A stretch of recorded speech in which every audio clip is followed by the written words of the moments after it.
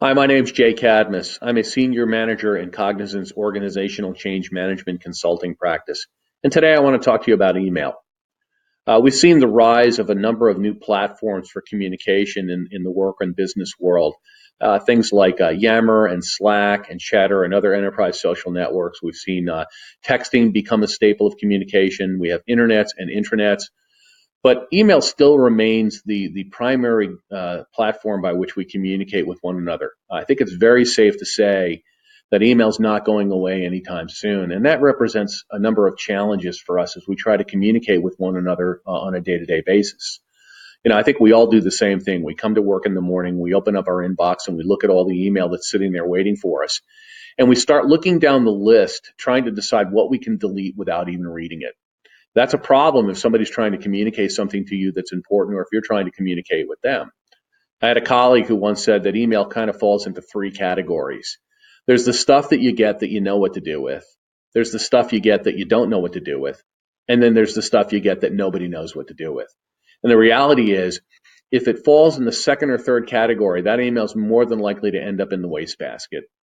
So let me share with you some of the information that I've kind of gathered up as I've looked at this problem and talk about this challenge a little bit and some of the things we can do maybe to make our email a little more effective. First number I want to share is 28%. That's the amount of time we spend each week doing our email, going through our inbox, responding to email, composing email, deleting email. Roughly a third of our time is spent doing email every week. Second number is 38%. That's the amount of email we get that's actually relevant.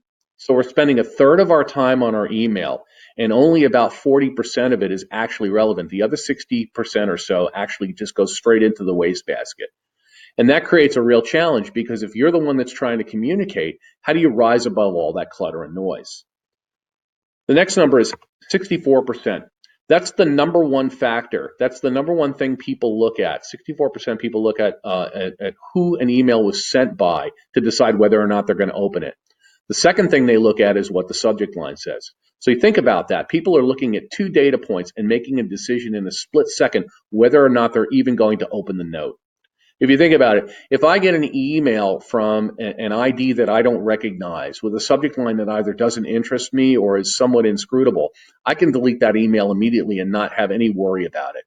If I get an email from my boss and the subject line says your salary, I open that first. And then finally, 100%. That's the amount of people, that's the number of people that think they get way too much email. I did absolutely no research on that number. So how can we make our email more effective? Well, number one is make sure that the people you're trying to communicate with through email recognize you as an authority or an influencer that they want to listen to. And you have to do that by building relationships outside of your email relationship, okay? You have to work with them on a daily basis. They have to trust you. They have to know that you're someone who's delivering information that they need and that they need to act on. The second thing is make sure that your subject line is compelling. Make sure it's something that people recognize right away as something that they have to act on. I have a colleague whose husband's a paratrooper in the U.S. Army. And one of the things you notice about people who jump out of airplanes for a living is, they don't mess around. They don't really have time for that. They know how to get to the point. He puts the ask in the subject line of his email.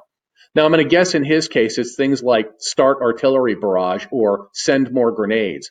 But I think the analogy holds for what you're trying to do here. So remember, make sure people recognize you as someone whose email they need to open and make sure that the subject line is something that's compelling enough to get them to act. That's what I have to share with you today about email. I hope this was helpful. Please feel free to comment.